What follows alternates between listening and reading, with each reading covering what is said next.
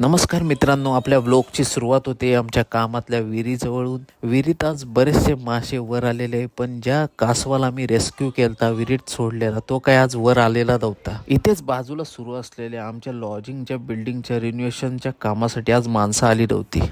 पलीकडच्या साईडला painter मामाचा 8वा pole painting करायला सुरू झालता, पण या दोघांचा लाईटची तोरणं लावायचा कार्यक्रम काही संपतच नव्हता. संध्याकाळचे 7 वाजले आणि मी निघालो माझ्या घरी जायला. घरी जात असताना समोरच एक पानं नसलेलं झाड आलं, पण ते झाड इतकं विचित्र होतं की एखाद्या भूताच्या पिक्चरमध्ये जे सीनमध्ये दाखवलं जातं अशा प्रकारचं एक झाड होतं. घरी पोचल्यावर माझा मुलगा माझं जे कार कलेक्शन होतं त्यातली एक गाडी मागायला लागला.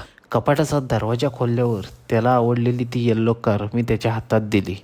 नंतर मी माझा वर्कआउट करून थोडंसं डाएट केलं आणि हा व्लॉग इथेच संपवला. व्हिडिओ आवडला असेल तर लाईक करा, शेअर करा, सबस्क्राईब करा.